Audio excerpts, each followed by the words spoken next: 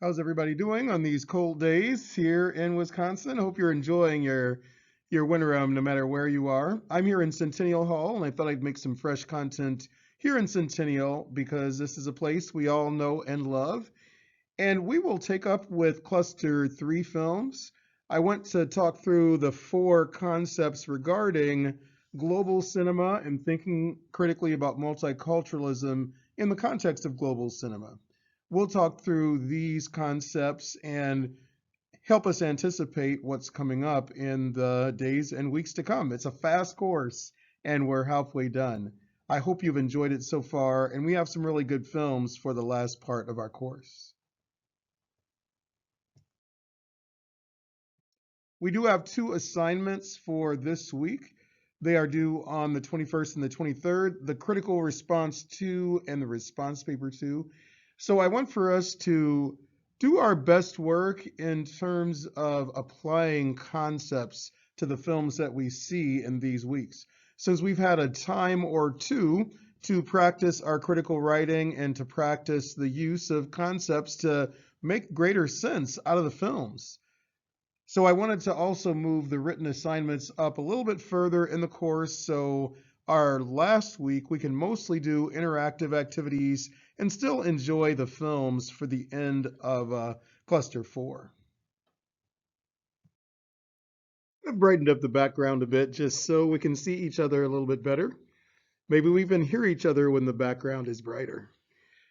Let me start with the point about the Asian white binary because we did talk about the black white binary that is well established as a way of understanding US culture historically and at the present time.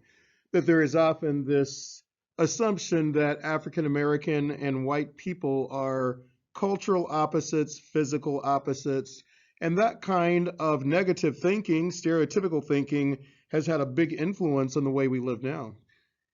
There hasn't been as much conversation about the Asian white binary so far in our course, but there is quite a bit of cultural studies thinking that we should do as we look at features, film features that are set in the developing world or in the eastern part of the globe, as we call it, including whether that's Arabic countries or whether that's India or whether that's South Asia or the Pacific Rim. There's a lot of binary thinking between Asian and white areas of the globe, so to speak. Let's keep in mind that when we use these common terms regarding race and ethnicity and culture, we are oversimplifying vast areas within the globe. And I want to make sure to problematize these common frameworks that we use to talk about global culture. With that said, let's think a little bit more about an Asian white binary and add some hypotheses that can help us think critically about the films in cluster 3. The statement in your screen now is a simple question. What comparisons do we make between Asian life and culture and white life and culture? Let's imagine comedy, for instance. When comedy talks about what it means to be Asian and how that's different from what it means to be white, what kind of points are raised to make that comparison between Asian culture and white culture? Let's add to that hypothesis. In your experience and the way that you've observed USA culture, is Asian and white life and culture, is the comparison treated as a binary or is it treated as a similarity? You may have even heard the term honorary white, the idea that Asian folks in the USA are honorary whites. Have you heard that concept? The idea that Asian culture is white adjacent or that some common behaviors within Asian culture are adjacent to white culture, somewhat consistent with white culture. Let's think of these as hypotheses based on your observation of culture. Let's not think of these as hard and fast rules or social facts. We are hypothesizing about common ways that people understand Asian culture, again, a very broad term, and white culture also a broad term. But what do we see in everyday culture in the USA when people make that comparison? Let's raise a couple of additional points. Do we think about historical events? Events that may have led to immigration across the ocean? Do we think about historical events, conflicts between the Asian continent, various cultures, nations, and traditions in the Asian continent, and events in Europe and the USA? The way that those cultural histories encountered one another, maybe through immigration, maybe through warfare, maybe through economic and trade relationships. How have those geopolitical developments influenced the encounter between Asian and white cultures? And do people think in terms of historical events? That would be a good thing to do if you're doing some analysis. What are the historical events that are referenced in the film, whether referenced in passing or whether some detail is given to the viewer to help imagine Asian-white relationships in that film? And finally, we saw the films Parasite, Crazy Rich Asians, and Gran Torino. How successful are these films in challenging Asian white stereotypes? Were these films presenting stereotypical or more realistic, thoughtful, depth-focused representations of Asians and Asian Americans and whites?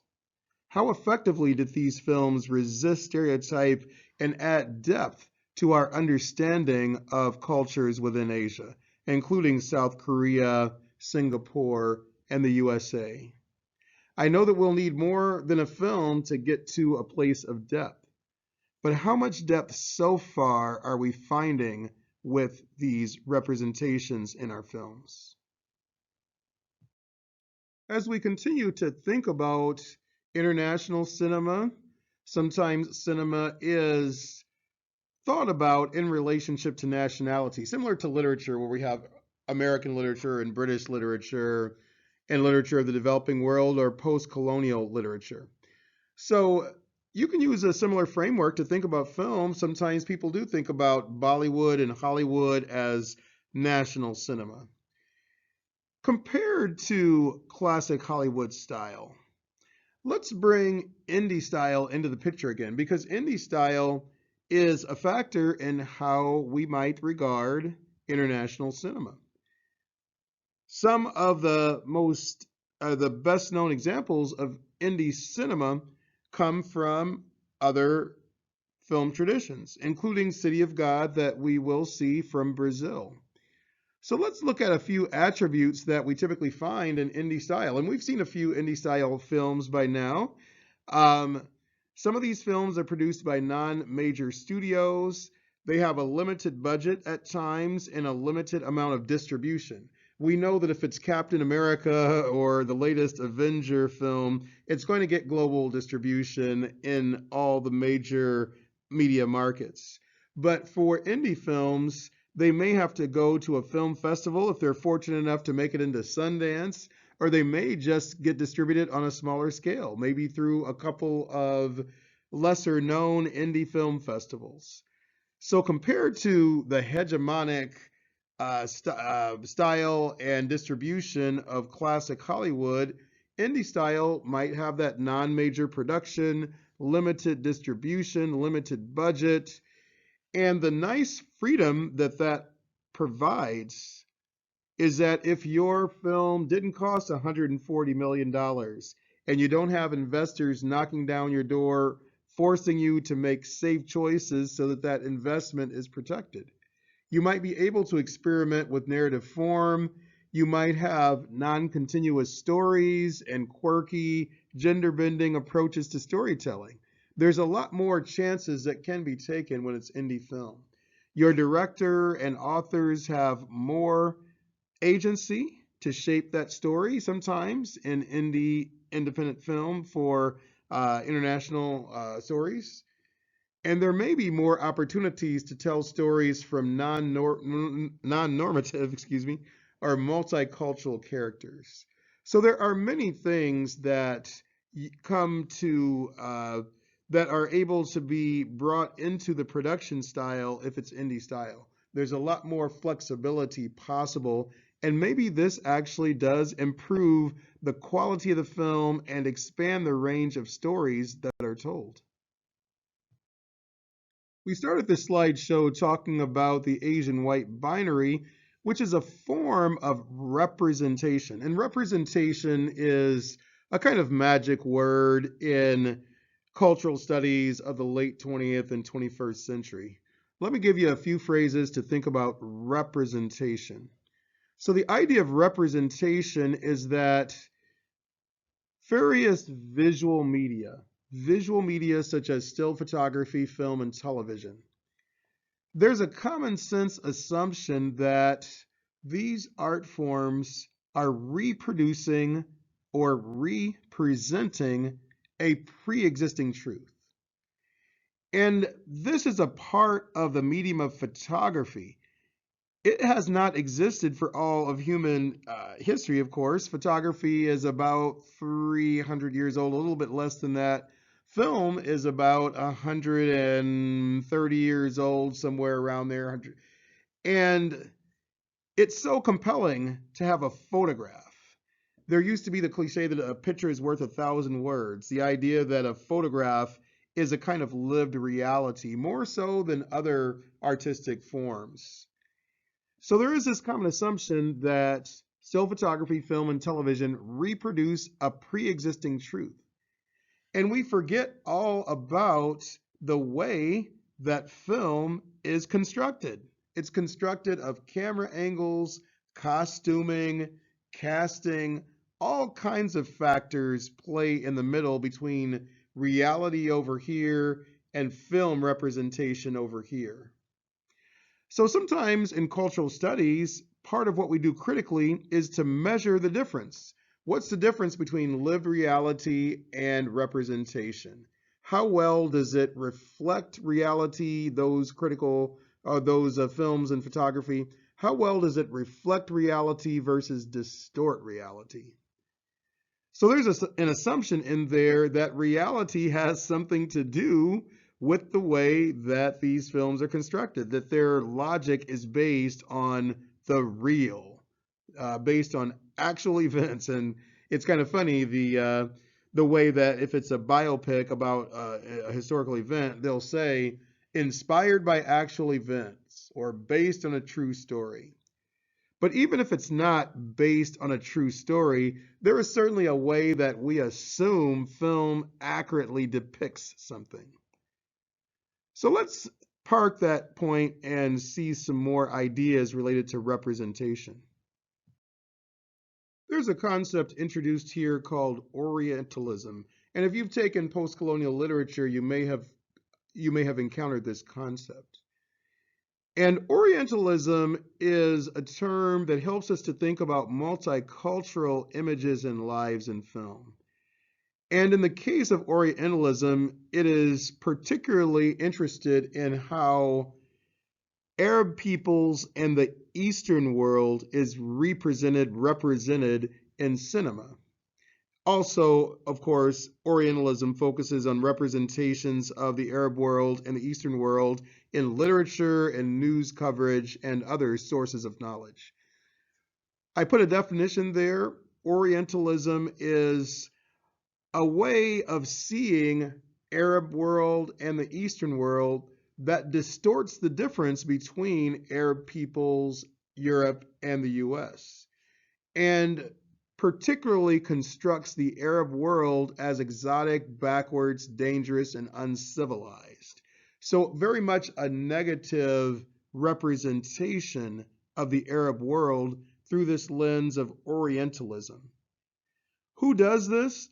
Film does this all the time.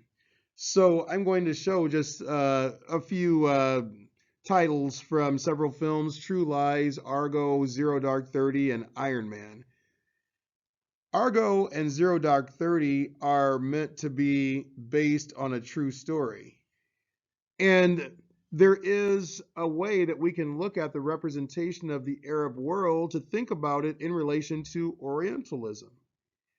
Certainly, in those two films, the Arab world is represented as exotic, dangerous, and a place that needs rescue by the Western world. It's a complex question to think about historical events such as Argo going back to the hostage crisis of the 1980s and Zero Dark 30 going back to the origins of 9/11 and Osama bin Laden.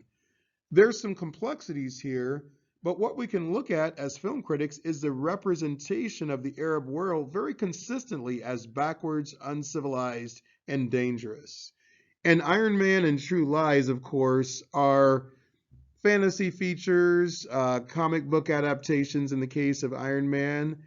And how is the Arab world represented in these films that have no argument for representing a true story?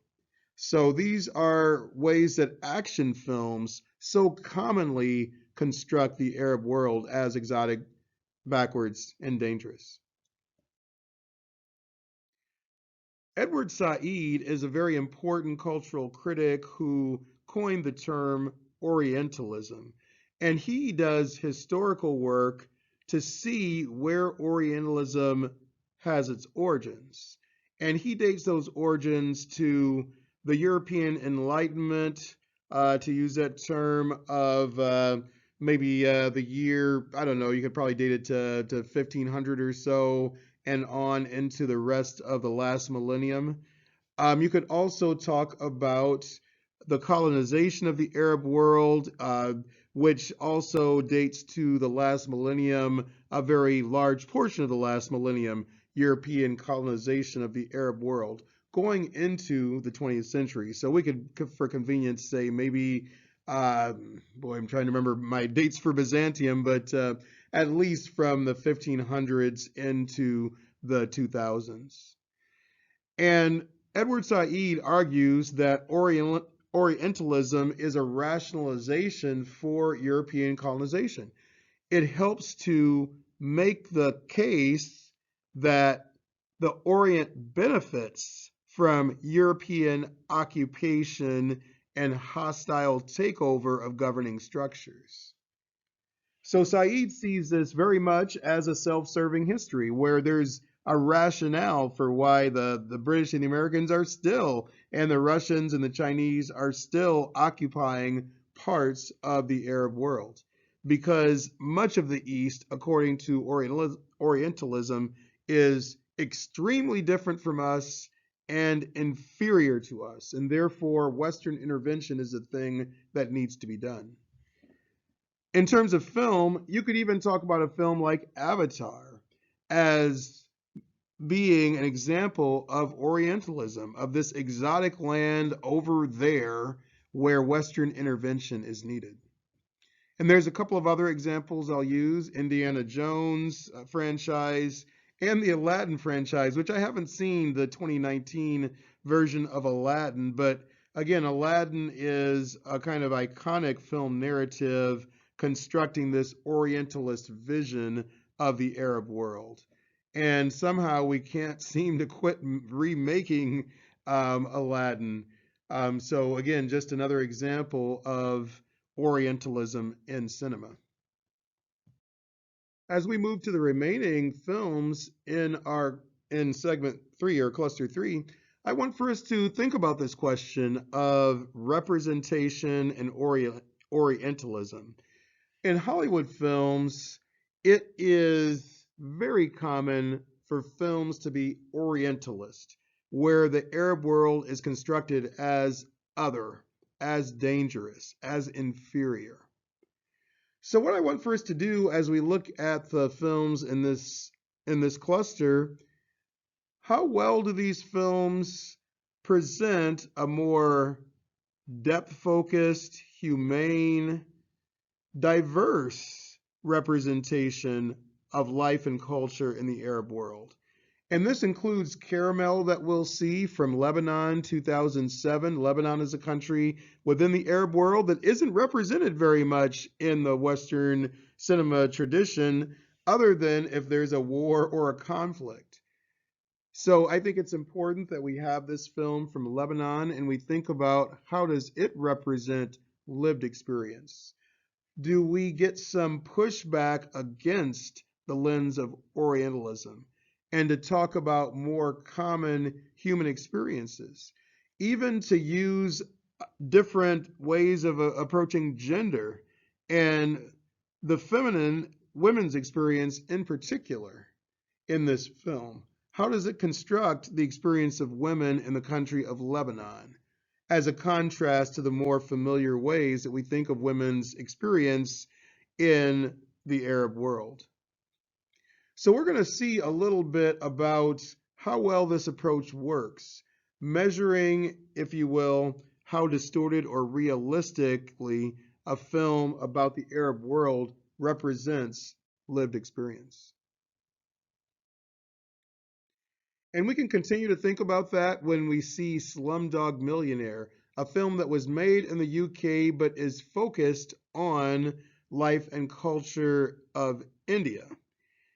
And the lens of Orientalism can be used to see how distorted or how realistic these images are. Of course, it's a fantasy film, so realism is always relative. Going back to that first question of representation, does film represent a pre-existing truth, or does film invent truth? That's a way that we can think about this question as we look at Slumdog Millionaire. And that one has a lot of critical response. So if you're looking for a topic for your response paper, you can find a lot on Slumdog Millionaire. You can find a lot on City of God. Probably not as much on Caramel, but it's still a well-known film from some time ago. So you should be able to find some good critical sources if you're interested in representation of women, representation of the Arab world, representation of India, representation of the East in Western film. I've got just a couple of closing points for this slideshow. One of them is on sound. So let's pay some particular attention to soundtracks in this part of the course. And there's two terms to help us, or there's actually three terms to help us understand soundtracks. One of them is melodrama. And melodrama, if we just go to the Greek roots, it just means the interplay between music and action in a film. Melo means music, drama means action. How does music push the action forward when we look at these films? Most films have a combination of diegetic and non-diegetic sound. Diegetic sound refers to any kinds of character dialogue, background music, or ambient sounds that are originating within the film's action. So the voices of the character, street sounds if the character is walking down the street, and ambient sound, maybe if there's a band playing when the character enters a bar or restaurant. That's diegetic sound. There's also non-diegetic sound. There's words and music and ambient sound that might be an orchestral score. Think about dun, dun, dun, dun, dun, dun, dun, dun, dun, dun, my bad version of Darth Vader theme. That John Williams music that is in a lot of dramatic features made in Britain and America. So if you have an orchestral score, if you have uses of pop music, which are very common in American cinema, and if you have voiceovers that are not being stated by the character, they're kind of the character's thoughts being presented through a voiceover. These are all examples of non-diegetic sound, where the words and music comes from a soundtrack that might even be a soundtrack that's sold outside of the film. So Disney does this all the time. Currently at home, we are listening to a lot of Encanto, which is a very interesting soundtrack. I think it's a good Disney film, but there is non-diegetic sound where they go back and forth between sounds that are made by the characters within the film and then sound that's kind of a backdrop or a background to the film. So most films have a mix of both. Let's think about how effectively the films use these methods of creating melodrama. And the last thing I want for us to think about with these films is the path of least resistance. And this goes back to ways that characters and people have to make everyday behavioral choices, especially in social systems where there is repression and discrimination. Certainly, that's true of the films in this cluster of In the Heights, or certainly Slumdog Millionaire, or certainly Caramel. These films have oppressive social systems to different degrees. So, what choices do people make? Do they make the choice, these characters, to minimize personal discomfort and to minimize interpersonal conflict? Do they challenge systems of injustice? Do they have the means to challenge systems of injustice? Are there any people within these films that have the means to challenge injustice, but still choose not to do so? When does voluntary compliance happen within these film settings? Voluntary compliance with oppression. People that are willing to take advantage of others, even though they know that this path of least resistance, to either take advantage of others or just let the system go on despite your misgivings about the injustice of the system. So Alan Johnson, who's a psychologist, focuses on the way that good people, quote unquote, good people with good intentions allow systems to happen that produce all kinds of injustice and suffering. So that's another lens we can use to look at the events in these latest films. Are there opportunities for systems of injustice to be interrupted or challenged? And are these opportunities to challenge injustice taken advantage of, or are these opportunities simply lost? That's what I have. Enjoy the cluster 3 films. I think there's some very interesting films in this cluster, and any of these concepts can be used as a basis for looking closely at the films for your critical response and for your response paper. Enjoy the films, and I will see you soon. I appreciate your time today.